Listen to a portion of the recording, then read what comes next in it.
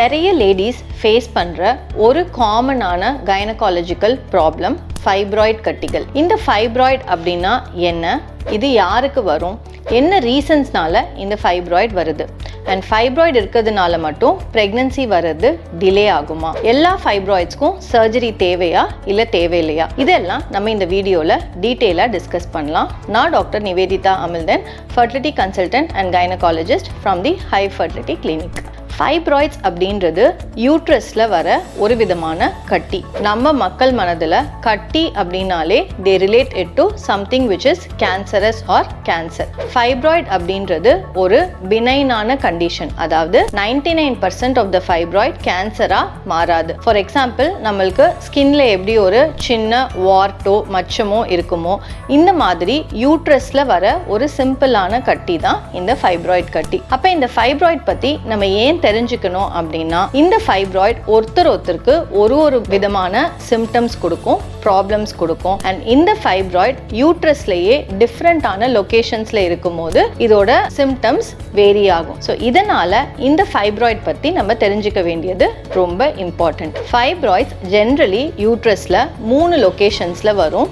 யூட்ரஸோட inner lining, அதாவது எண்டோமெட்ரியம்ல வர ஃபைப்ராய்டை நம்ம சப்மியூகோசல் ஃபைப்ராய்ட் அப்படின்னு சொல்லுவோம். இந்த சப்மியூகோசல் ஃபைப்ராய்ட் ஈவன் சின்ன சைஸ்ல இருந்தாலுமே சம்டைம்ஸ் பேஷண்ட்ஸ்க்கு ரொம்ப தொந்தரவு கொடுக்கும். பிகாஸ் இது அந்த இன்னர் லைனிங்ல இருக்குன்றதுனால heavy bleeding, pain and sometimes pregnancy வரதை டிஸ்டர்ப் பண்ணலாம். ஸோ யூஸ்வலி சப்மியூகோசல் ஃபைப்ராய்ட்ஸ்க்கு சர்ஜரி பண்றது will be a better option. And இந்த மாதிரி சர்ஜரி பண்ணி இதை ரிமூவ் பண்ணதுக்கப்புறம் most of the women find it very comfortable. ரெண்டாவது, ஃபைப்ராய்ட்ஸ் யூட்ரஸோட மிடில் லேயர், அதாவது மயோமெட்ரியம்னு சொல்ற யூட்ரஸோட வால்ல இருக்கும். இந்த மாதிரி இருக்க ஃபைப்ராய்ட்ஸ் யூஸ்வலி சைஸ் பொறுத்து உங்களோட டாக்டர் அதுக்கு என்ன பண்ணணும்ன்றத சஜஸ்ட் பண்ணுவாங்க. ஸோ இந்த மயோமெட்ரியம்ல இருக்க ஃபைப்ராய்டு யூட்ரஸோட இன்னர் லைனிங்ல இருந்து தள்ளி இருக்கு, டிஸ்டன்ஸா இருக்கு, நம்மளுக்கு இது எந்த பெயினோ ஹெவி ப்ளீடிங்கோ சிம்டம்ஸோ கொடுக்கல அப்படின்னா இதை நம்ம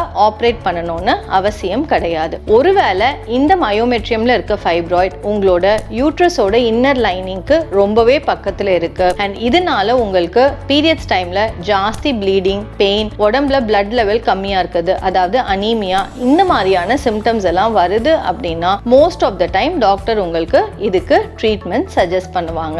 அண்ட் லாஸ்டா, யூட்ரஸோட வெளிப்பகுதியில அவுட்டர் சைட்ல வர ஃபைப்ராய்டை நம்ம சப்சீரோசல் ஃபைப்ராய்ட் அப்படின்னு சொல்லுவோம். அண்ட் மோஸ்ட் ஆஃப் த பேஷண்ட்ஸ்க்கு இந்த ஃபைப்ராய்ட் எந்த தொந்தரவுமே கொடுக்காது. சில பேருக்கு இந்த ஃபைப்ராய்ட் ரொம்ப லேட்டா தான் இருக்கிறதையே அவங்க கண்டுபிடிப்பாங்க. அண்ட் யூஸ்வலி சப்சீரோசல் ஃபைப்ராய்ட்ஸ் சின்ன சைஸ்ல இருக்கும்போது இதுக்கு நம்ம சர்ஜரி பண்ணணும்ன்றது அவசியம் கிடையாது. ஒருவேளை இந்த ஃபைப்ராய்ட் ரொம்ப ஹெவியா இருக்கு அண்ட் இதனால உங்களுக்கு ப்ரெஷர் சிம்டம்ஸ், அதாவது யூரின் போறதுல டிஃபிகல்ட்டி, இல்ல மோஷன் பாஸ் பண்றதுல டிஃபிகல்ட்டி, இல்ல ஹெவியா இருக்கு, அதை கேரி பண்றது டிஃபிகல்ட்டா இருக்கு அப்படின்னா மட்டும்தான் டாக்டர் உங்களுக்கு இந்த சப்சீரோசல் ஃபைப்ராய்டுக்கு சர்ஜரி அட்வைஸ் பண்ணுவாங்க. ஸோ இந்த மாதிரியான ஃபைப்ராய்ட்ஸ் நம்மளுக்கு யூட்ரஸோட மயோமெட்ரியம், அதாவது மிடில் பகுதியிலையும் அவுட்டர் சைட்லையும் இருக்கும்போது இது பிரெக்னன்சியை யூஸ்வலி டிஸ்டர்ப் பண்ணாது. இந்த மாதிரி ஃபைப்ராய்ட்ஸோட கன்சீவ் ஆனாங்க அப்படின்னா டியூரிங் பிரெக்னன்சி இந்த ஃபைப்ராய்ட் க்ரோ ஆகுமா, இல்ல பேபியோட க்ரோத்தை அஃபெக்ட் பண்ணுமா அப்படின்றது நிறைய பேரோட டவுட்டா இருக்கு. அகைன் நான் சொன்ன மாதிரி எல்லா ஃபைப்ராய்ட்ஸும் ஒரே மாதிரி பிஹேவ் பண்ணாது. ஸோ ஒருவேளை இந்த ஃபைப்ராய்ட் யூட்ரஸோட இன்னர் லைனிங்ல இருந்து தள்ளி இருக்கு அப்படின்னா முக்காவாசி விமென்க்கு இது பேபியோட க்ரோத்தை அஃபெக்ட் பண்ணாது அண்ட் பிரெக்னன்சில இது எந்த டிஸ்டர்பன்ஸும் காஸ் பண்ணாது. பட் ஒரு 5 to 10% ஆஃப் தி விமென் ஃபைப்ராய்டோட கன்சீவ் ஆயிருந்தாங்கன்னா சில பேருக்கு இது பிரெக்னன்சியில் ப்ளீடிங், பேபியோட க்ரோத் அஃபெக்ட் பண்ணுறது, இந்த மாதிரியான ப்ராப்ளம்ஸ் காஸ் பண்ணுறதுக்கு வாய்ப்பு இருக்குது. அண்ட் சம்டைம்ஸ் ஒரு சில பேருக்கு ரேராக இந்த ஃபைப்ராய்ட் பிரெக்னன்சியில் ரொம்ப ஃபாஸ்ட்டாக வளரும். அப்படி ஃபாஸ்ட்டாக க்ரோ ஆகும்போது சென்டர் பார்ட்டுக்கு பிளட் சப்ளை போகாமல் டீஜெனரேஷன் அப்படின்னு சொல்கிற ஒரு சேஞ்சஸ் வர்றதுக்கும் பாசிபிலிட்டிஸ் இருக்குது. பட் இதெல்லாம் ரொம்ப ரேரான கண்டிஷன். பேஷண்ட். ஸோ ஒருவேளை உங்களுக்கு ஃபைப்ராய்டோட ப்ரெக்னன்சி வந்திருக்குன்னா உங்கள் டாக்டரை கன்சல்ட் பண்ணி அவங்க என்ன அட்வைஸ் சொல்கிறாங்களோ அதை எக்ஸாக்டாக ஃபாலோ பண்ணிக்கோங்க.